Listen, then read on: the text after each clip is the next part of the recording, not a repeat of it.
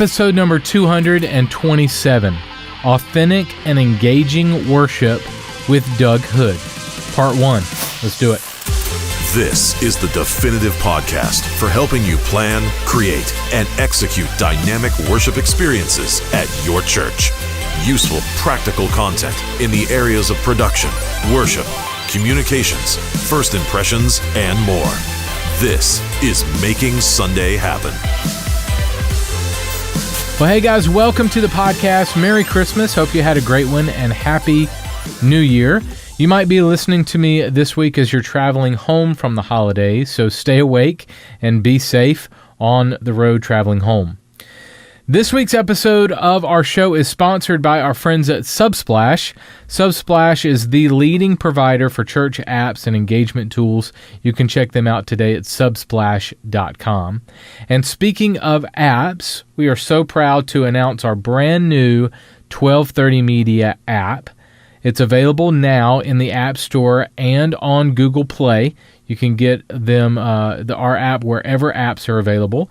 It's absolutely free. And if you're watching this, here is a sneak peek of what's inside the app. Check this out. Hey guys, we're so excited to announce the release of our brand new mobile app. This app will give you a way to connect with us and all of our media content and training 24/7. We have designed the app where you can access all of our training resources, get access to our entire worship media library, and start your next custom media project right within the app, right at your fingertips. When you download our app, you'll receive a copy of our ebook, The Ultimate Church Media Toolbox, absolutely free. Just download the app and click free ebook right on the front page of the app. Make sure to create an account and log in to receive notifications from us, and in your first notification, we'll give you a code for 10% off your next custom media project with us. We've tried to make the app simple to use, so what are you waiting for? Download, log in, and engage with all of the content we have available right from your phone. Head over to your app store and type 1230 Media to search for the app today, or you can go to 1230.media/app to download the app directly to your phone or device. 1230.media/app. Hey guys, we are really excited about this app. We have a lot planned for the app this year, including exclusive deals, free and early access to content, and more. When you download the app, you get every week's episode of the podcast on Sunday instead of Monday, so a full day early. You can enjoy the podcast on your Sunday afternoon or evening, so it's right there for you on your way to work on Monday as well. So you can download the app free right now. Just search the words 1230 Media on the App Store or the Google Play Store today. Just search 1230 Media. This week on the show, we start a two-part series with worship leader Doug Hood. Now, Doug has authored the book, The Worship Unicorn. His thinking is that too many churches are consumed with copying each other, specifically in the area of music and worship. So where is the uniqueness? Where's the individuality? How do you find your voice as a worship leader? That's what we're going to be talking about this week and next week on the show. So we'll jump right into part 1 of my interview with Doug Hood right after this. When it comes to digitally engaging your church community, knowing where to start can feel overwhelming. But what would it look like to partner with a platform that makes engagement simple? At Subsplash, that has been our goal since day one. We work closely alongside your ministry to help you share the gospel, connect with your community, and fuel your mission. Our team of ministry-minded experts are committed to your success. From consulting to app implementation and ongoing tech support, we're here for you every step of the way. The Subsplash platform gives you the ability to completely customize your digital presence with ease. It comes fully loaded with your own app, website builder, online and mobile giving, and so much more. Imagine the possibility of posting last weekend's sermon and seeing it populate across all your digital platforms instantly.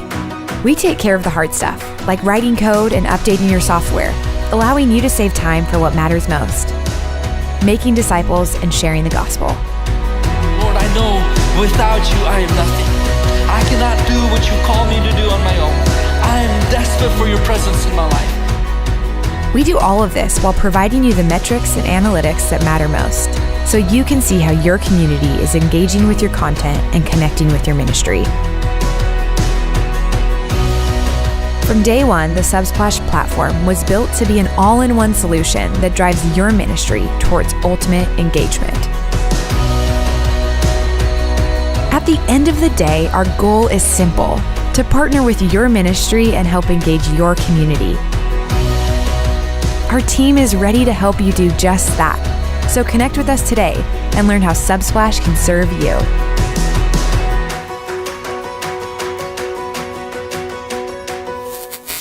Hey guys, today I welcome Doug Hood. Doug is a worship pastor at Central Ministries of Fort Wayne, Indiana. He's also the author of the new book, The Worship Unicorn.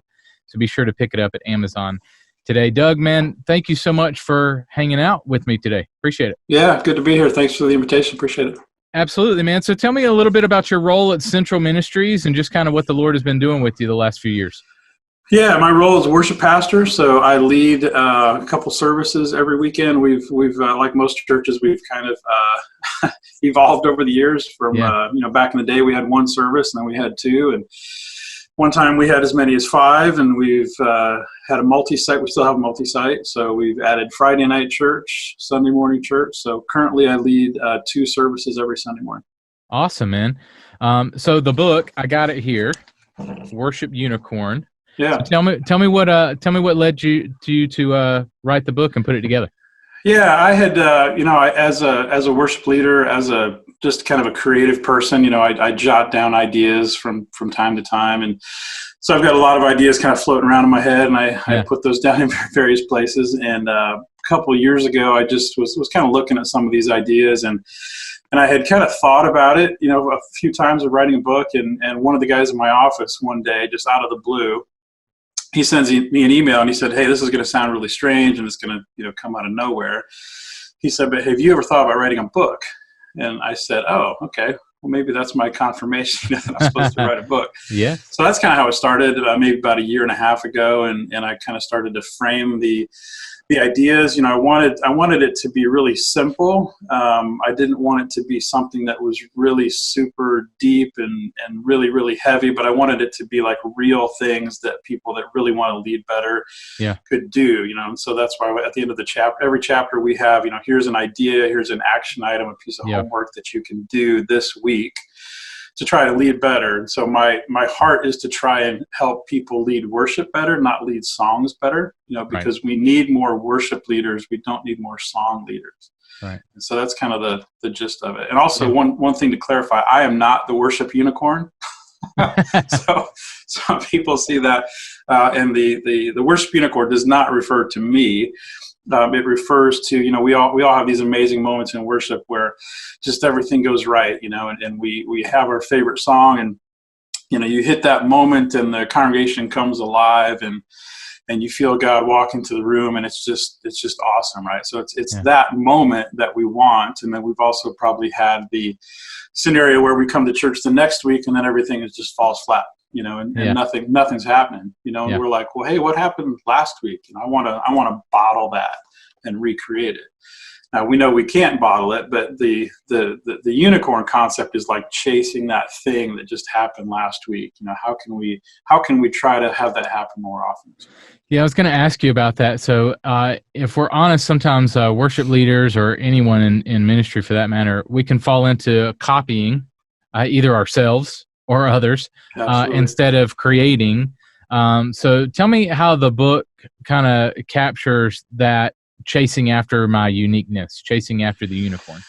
Yeah, we talk about that in the book. I think that's one of the most dangerous things that we do is look at churches that we would put in the category of successful for whatever reason. Either they're successful at worship, or they're successful because they're really large, or they're on TV, or any of those things. And we kind of put a target on that, and we can say, well, we want to aim for that. And I don't think there's anything inherently terrible with that. But if we're driven by that, if that is what we're chasing, we're trying to be them rather than we're trying to be ourselves. I think that's the core problem. And Right. so we talk about that a lot in the book of, I can't just be a musician behind a keyboard and just playing songs to people. I have to lead those people. Right. And if I don't know those people, I can't lead those people, right? I can get up and I can play songs and they can be awesome, right? But if I don't know the people in the congregation, if I don't know the stories of the people that are sitting right in front of me, how do I know how to lead them? Mm-hmm. So it's so much deeper than music, and so that's why we as leaders have to know the people that God puts right in front of us. Every Sunday, every Friday, every Saturday, whenever you have church, God is physically taking hundreds or thousands of people and plopping them right in front of your face. And we have to know those people. And when we do, then this amazing thing happens where we know the stories of those people and we know what songs they need for that week, and that Sunday. So that's when it gets fun, and that's when it gets effective, and that's when we're leading people in worship and not just playing music to them. Right. And in the book, you lay out 10 different things to pursue authentic or engaging worship. So I want to kind of hit on each of those really quickly in our time together. So the first one that you're after is a continuation of what you just said in that music is not worship. So maybe answer it this way. How do we think as a leader, not as a musician? Yeah, well, I think I go back to my journey as a musician, as a leader. I was a musician way before I was a leader. I think there was a long time that I thought I was leading worship that I wasn't. I was leading songs, but I wasn't leading worship. And so we need to be praying. We need to be asking God what He wants for the church, not just what the popular song is that week. And I've had, and your people that are going to watch this can probably relate to this, but I've had some weeks where I have some oddball songs, where I'm like, God, am I really supposed to do this song? This is a weird song. But He impresses on me that this is for this week. And so we need to be constantly praying, God, what do you want for my church this week? Not what do I want, and not what do I sound great when I sing, or not what has an amazing solo that I will look really cool as I play it. But what does your church need this week to connect with you? And so that's I think that's part of getting there. So what is an action step that we can take to make sure that we're posturing ourselves more as a leader? Oh man, there's lots of them. Probably one that comes to mind right now is just get to know your people. Get to know the stories in your congregation. I'll tell you one quick one, and this may overlap a little bit, but a couple of weeks ago, I was led to do a song from a guy named Bill Gaither. Remember that name? I do. Okay, so older song, 1971. Some would look at a song like that and they would say, man, that ship has sailed. And it probably has. It's probably sailed a few times.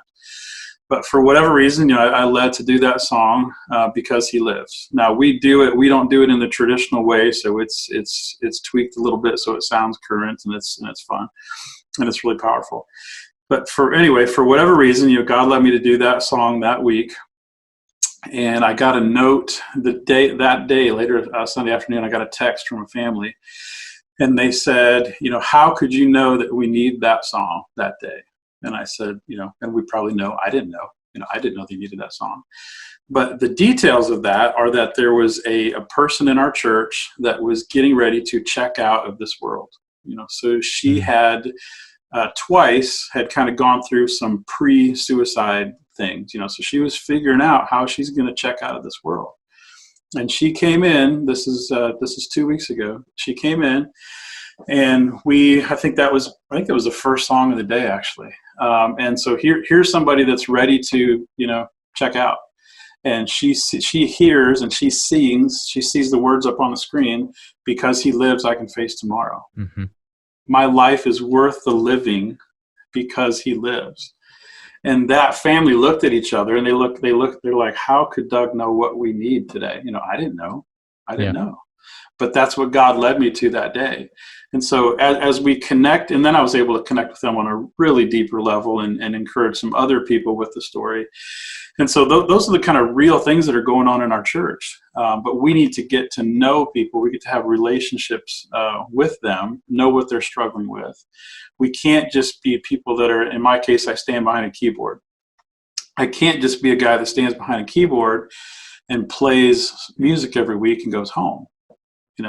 Because how effective am I going to be? I'm just making songs, and for me, I don't want to do that. And again, there was a time when I did, and it wasn't, my motives weren't bad. Just I was comfortable with me as a musician, and not me as a pastor, a shepherd, a leader, a person that prayed, a person that was trying to be involved in the congregation. I was just like, hey, I'm a musician. I'm pretty good, I was pretty secure in, I can play the piano, I can play keyboard, I can sing okay, and I was pretty comfortable in that, But and ironically, the people that I lead now think this is really funny. But when I started leading, I actually told leadership, okay, I will play, I will sing, but I will not talk, and I will not pray, because I was scared to death of that. And so that's what I try to challenge people now. And I know that that's a real thing. There are, whether you play guitar or keyboard or whatever you play, a lot of leaders are really comfortable making music, and the thought of talking or praying just sheer terror, right? Right. But that's where leading takes place, and that's where you transition from a musician to a leader. Good. All right, so second chapter, second thing out of your 10 is you are the potter and God is the clay. Now, tell me why this is not the reverse. Well, because I think that there's a lot of things that we do today where we are in charge of the service rather than God is in charge of the service. We could probably talk an hour on that subject. Yep. But there are technical things, there are planning things, there are song choice things where we say, God, we are the potter, and we're going to let you do these things for 17.5 minutes. That's it. We put God in that box. And don't go over. Exactly. Don't go over. If we feel led to do an altar call, man, I really would like to do that, but we're out of time. Sorry, God, we're just out of time. Or we hit an amazing point in a song and I want to stay there for a while. Sorry, my click track's out. The song is done. Sorry, God. So it's things like that. And I'm being, a little extreme, a little over dramatic, but those are real things that happen. Yeah. And those are real thoughts that go through a worship leader's head. If something in the service is going great and you want to modify it and you want to change it, I'm thinking about things of, what are the camera guys going to do? Does the bass player have the chart? Is the guitar going to need to change the capo? Are the singers going to have lyrics? What are the graphic guys going to do in ProPresenter? What verse do they have? All those things are going through my mind. Right. And those are not really healthy things to be going through my mind when I'm trying to lead a ministry time, Right. I think that's a good. I'll rabbit trail here for a second and tell you from a media production standpoint. That's one thing I want to encourage production teams is to not trash your worship leader if he's feeling the Holy Spirit move in a direction. So that we don't need to be back in the booth going, gosh, he always does that, right? or whatever. We need to be ready to turn another chorus if you turn another chorus or something like that. The band needs to be ready to move off the click or turn the click off and let you go and then pick up the click for the next song or whatever pretty easily in order for you to go there. Yeah. That's kind of a current, and that's something new that didn't exist 10 years ago. So there's this great collaboration between worship and tech, and there's also this friction between worship and tech. Right. Because we, as leaders, we want the flexibility to go off script. When we practice every Sunday morning, I'm always telling the guys, hey, I don't want to script this moment. I want to rehearse little pieces of it. We might go here, we might go there.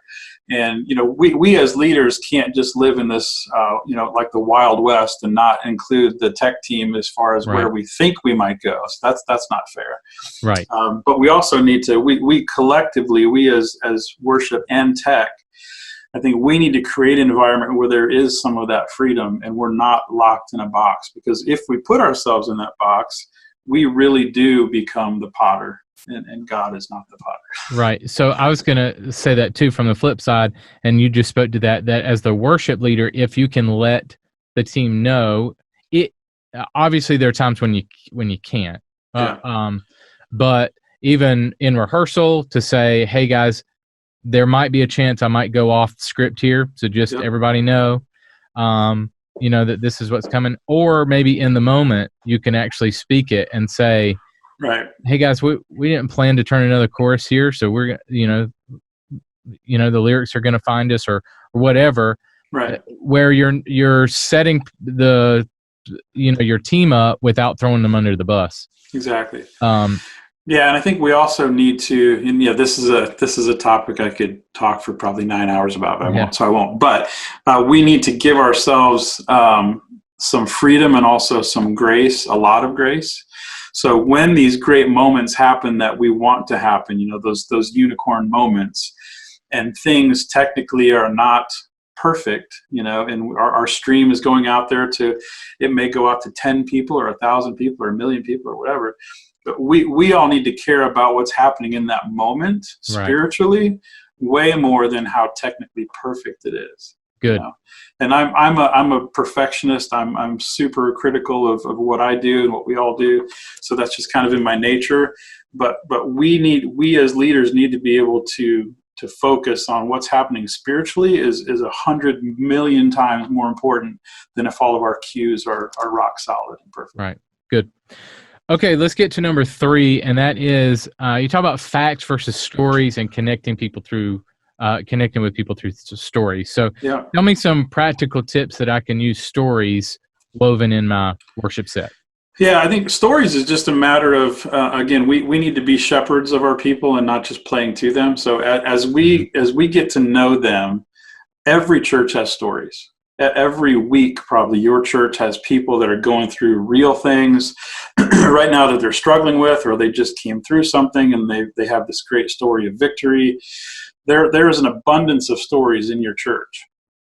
And so as we get to know those people, and we need to share those stories, just like the story I just shared about the Because He Lives song. That's a story from my church. I shared it the next week. This actually, a few days ago, Sunday, I shared that with our church. So that touches people, and whoever's watching this, however you lead, if you lead a church of 15 people or 5,000 people, you have stories in your church. So it's really just as simple as just being aware, just talking to people. Hey, what's going on in your life? And you will quickly be able to tie that to a song. And again, our job is not to preach sermons. We don't need to talk for 30 minutes, and that's another problem. But when you take a minute or 2 or 3 minutes tops, and you just share, hey, this is something that happened in our church, people that are in this room right now, and sometimes you'll even share the name of that person. Sometimes you won't. But when people that are in that room know, man, this is happening in our church, and then you tie a song into that, then that song just takes on a whole new level. Mm-hmm. Yeah, so that's the power of stories. Now because we can get up there and we can share facts and we can share memes and all these witty things. But when we share stories of real people that are in our churches, that's just so much more powerful. Yeah, agreed. Okay, number 4 is don't miss talent right in your face. So the question here is, how do we create a culture where volunteers and artists of all kinds feel comfortable sharing their talents in our church? Yep. That's a great question, difficult topic. And I think it's different for every church. I think that we need to, depending on the size of your church, depending on how many services you have and the types of service and the size of the congregation, it's going to vary. But there needs to be a way for people that want to get involved to get involved. Now, depending on your church, you may have a culture where you can put somebody up on the stage and they may not be the world's greatest musician, and it's fine. Culturally that's fine, and it's not going to derail the service. It's not going to be a distraction. You may be a place that has 1,000 people in the room, or you've got a stream that's going out that's publicly broadcast all over the place. And if you did that, that might be a distraction, and instead of being a touching moment, or seeing somebody develop as a musician, it might be a real distraction. So depending on your church, I think how you do that is different. There may be different services that you have, that maybe there's smaller attendance, that they could come up through there. Mm-hmm. Sometimes they can, if they're younger, they can start out on the youth group band. That's good.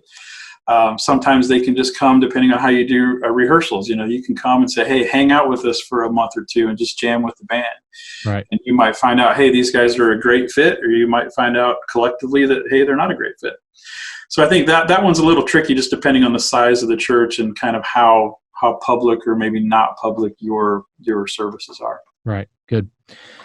Okay. The next one is, I'm really passionate about this one, is be honest. Don't let words kill worship. So what we're talking about here is a little bit of that rub between the worship and tech teams, could be, but words can hurt, and so we don't want to tear our team members apart publicly or privately.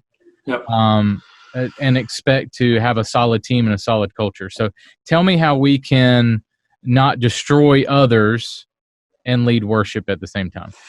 Yeah, this is a major problem, major problem.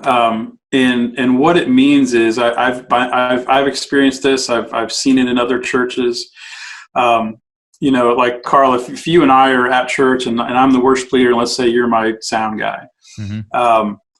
If rehearsal is going bad, it's half an hour before the service, I can't come over and destroy you as a person and say, hey, the mix is awful, I'm unhappy, you're worthless, get somebody that knows how to run sound, all those kind of things.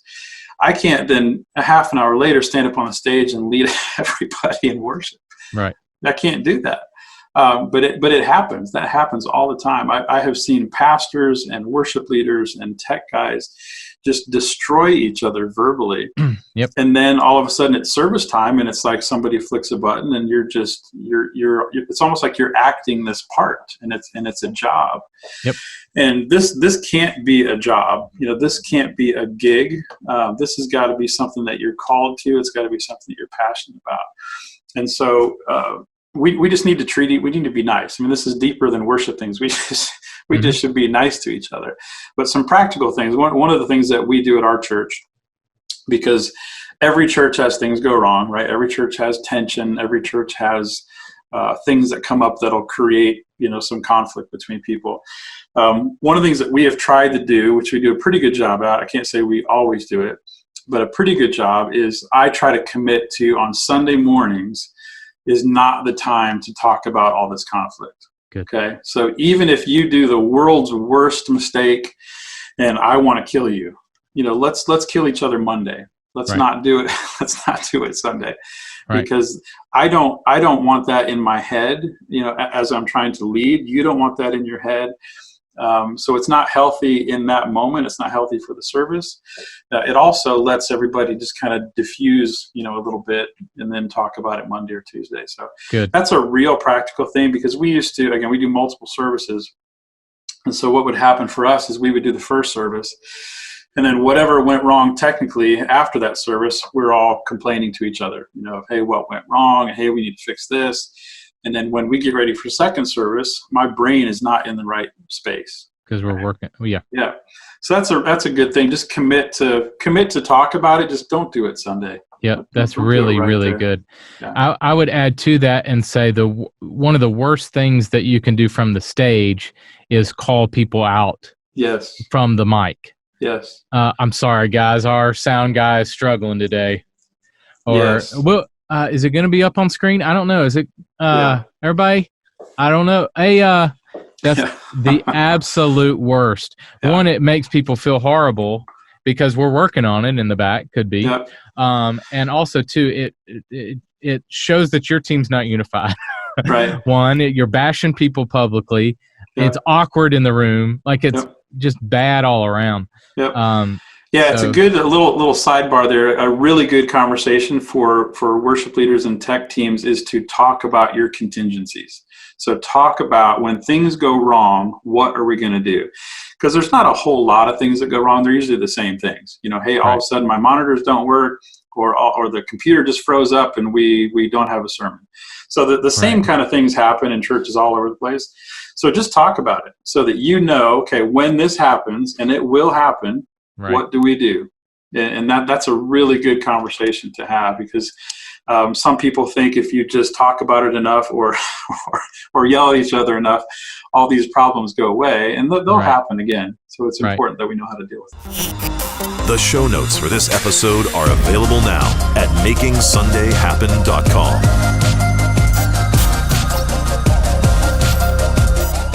We are going to be moving our mailbag segment to once a month on the show starting next month. So if you have a question on how to transform the worship experience at your church, you can submit a selfie video at MakingSundayHappen.com/mailbag. That's MakingSundayHappen.com/mailbag. And if we use your question on the show, we'll send you my ebook, The Ultimate Production Team Handbook, absolutely free. So submit your question today, MakingSundayHappen.com/mailbag. Next week, we will continue my conversation with Doug Hood all about how to pursue authentic and engaging worship. So be sure to grab Doug's book, The Worship Unicorn, on Amazon today. It's a great book on worship. In 2 weeks on the show, I'll welcome my friend Ben Stapley. Ben has been on the podcast a couple of times. And next week, we'll be talking all about how to pastor creatives and communicators. So something that both of us are really, really passionate about. That's in 2 weeks on the show. And you can continue the conversation in our Making Sunday Happen Facebook group. A couple of thousand folks in the community over there, so be sure to check that out. That's at facebook.com/Making Sunday Happen. You can also follow 1230 Media on social media if you would. We would love to connect with you there. Thank you guys for listening and watching. Go out there and create some incredible worship experiences this weekend. I'll catch you next week. Making Sunday Happen is a production of the ministry of 1230 Media. For show notes, archive episodes, and more free resources for your church, visit MakingSundayHappen.com.